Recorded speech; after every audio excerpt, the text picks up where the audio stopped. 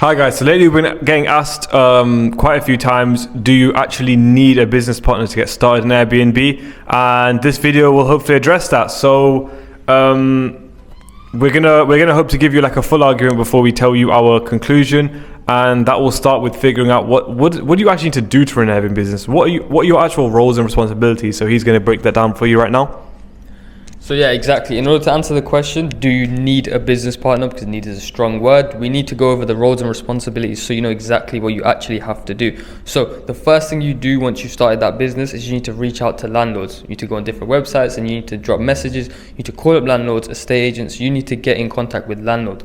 Then after that comes the viewings. After you speak to the landlords, and if them conversations go well, they should result in a viewing. So you go to the property at a given date, a given time, and you meet the landlord, and you're there, you're looking at the property, and you have a conversation there, right?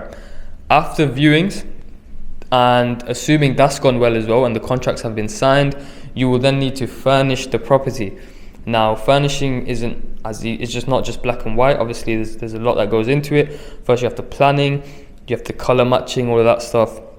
Then you've got the actual building work, the drilling work that goes into it, any painting you need to do, all of that sort of stuff. And again, is possible with one person, but with two people, it's just easier. That goes with all of these things, but we'll get more into that. Then after all the furnishing's done, now you've listed it. Now you need to organize and manage your power team. This power team includes cleaners, accountants, electricians, etc., like all of the above, and you need to manage them on top of employing them. Basically, so you need to check their work. You need to keep in contact with them. Make sure they know that you guys. Make sure you keep a good relationship with them as well, so they give you the best quality work and they're happy to do it, sort of thing. Maybe you can get a discount from them as well. And after that's all been set up, the last thing that you'll need to be doing every single day is dealing with guest queries. So these could be queries that mean you have to go to the property, like a broken table, something like that. This could just be general queries like the boiler doesn't work. How do I switch on the light, or whatever. There's a lot of things that guests speak about. Where do I put the rubbish? All of that sort of stuff. So they're the general roles and responsibilities you need to follow as an Airbnb host. So now we're going to go over the rest of we're going to answer the question pretty much. Do you actually need a business partner? So let me ask you actually. So if you were to do a task, so let's say you had to you had to build a chair, right? Would it be easier if you did it alone, or if you were cloned and two of you were doing it together? Which one would be easier? Probably the second one.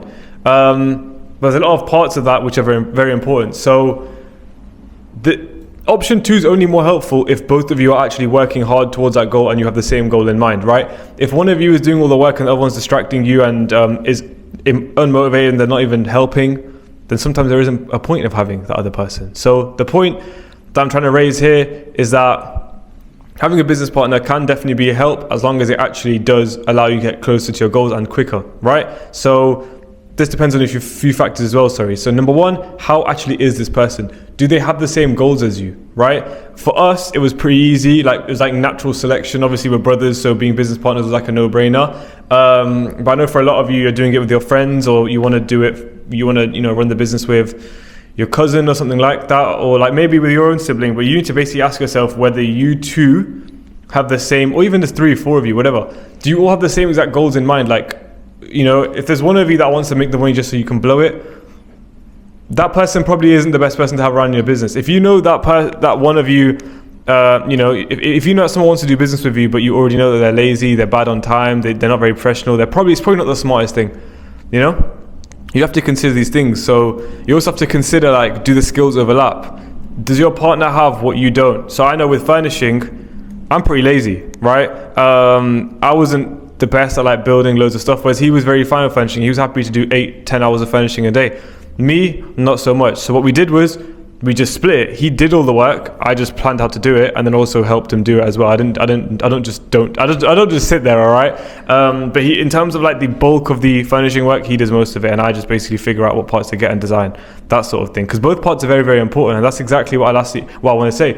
If your skills complement each other, you have the same goals, you're very, very motivated, both of you, then 100% having a business partner is helpful. Because another bit that's underrated is accountability. So when you're on your own, You could be super, super motivated, but then something could go wrong, and then you could just be like, nah, forget this, fuck this, I'm not trying to do this again. Like, this is too hard. When you have a business partner and you both agreed, you both put money on the line, you both, dedicated to making that dream happen, it's way more likely that you don't quit. And not quitting is basically how you stay in the game. Not quitting is how you become successful. Not quitting is the most important thing. So you need to think about that as well. Accountability. Is this person going to hold you accountable? If you're ill one day, are they still going to get the work done? Because in business, as mean as it sounds, the market does not care. If you have a headache, if you didn't get good sleep last night, if you are hungover, if you don't have money right now, the market doesn't give a shit. Okay? The market will always demand, and the market will always test you. And this is what makes business hard. People think business is hard because it's complicated. It's not complicated. Business is very simple. It's just not easy. And by that, what I mean is there's ways that you'll be tested which you don't even know. And tests that will come your way that you're not even prepared for. And that's why having a partner can be helpful, because your accountability is much higher. You're much more likely to actually take on challenges, and you're much more likely to have the resources to beat those challenges. And lastly, it comes down to trust. Right? Because we're brothers, it's pretty easy for, like, I can't really fuck him over. If I wanted to, it'd be pretty hard. Like, I'll be honest, he has my money anyway. I have no money. because we literally live in the same house, it's pretty hard for me to do anything like which he wouldn't know about, and also anything that like would be distasteful. Same for him. We're in the same house. Like, it's pretty hard to do. It's not impossible, but it's pretty hard. And that's also a factor. Like, you need to think about these things. I know it sounds stupid. I know it sounds probably excessive as well to consider these things, but business is very, very serious. Like, you can imagine if you scale to like 15 properties, you're both making like 15k a month as a business combined. And obviously if you don't have that trust or stuff like that, he could start spending stuff randomly. Like we have a good relationship, obviously. We are with each other, with an accountant, and that's what keeps a business underway, and that's something that we knew beforehand. So that's what allowed us to jump into business with a partner. So to answer the question, I'll give my answer and you can give yours as well. I would say, do you need a business partner? Need is a strong word. You don't need a business partner. You can get started alone, but it can make it super easy. It can make it a lot easier. So I would say if there's an obvious person in front of you who would be a great business partner, by all means, share the idea, partner up with them. If there is an obvious business partner, don't worry about it. You taking action towards the goal and actually, getting real world progress is way more important than you having a business partner. You should always focus on pushing the needle. All right. If you watch my other videos, you should know pushing the needle is the most important thing in any given instance, right? It matters the most. Having a business partner, having a website, having a good logo does not matter. Pushing the needle is what matters. So that's my answer. My answer is you don't need a business partner, but it does help. Honestly, exactly the same. You do not need, because need is a very strong word. You are able to do everything on your own, but if you go back and watch the video and listen to all the roles and responsibilities that I did cover, you will find that with one person they are all possible, but it's just easier with two people. Only if your business partner ticks all the boxes that he mentioned before. They need to be trustworthy, they need to be motivated, they need to basically have the skills that you don't, because that's the only thing that's actually going to benefit you. If you're basically two of the exact same person, there's no point. It's just the only thing that's the benefit for that is that you're going to like do more outreach as long as you both do it. But in terms of the actual skills you need, your best sort of chance at business is to find someone who has the skills that you don't have. Like, I know I'm not as good I know that proves my point. I know I'm not as good as a speaker as him. That's why he speaks to most of the landlords.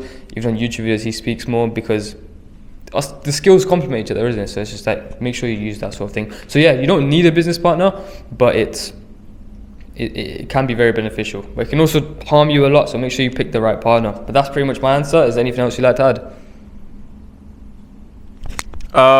Sorry, I was reading the text there. Absolutely not. What I'd say is we do value support so much. I want to say that we do appreciate the feedback. And we'd also love for you to leave a comment. Let us know if this video was informative at all. Let us know what sort of videos you want us to make. And yeah, just keep supporting, keep believing in us, and we'll keep smashing it. Thank you so much for your time, guys.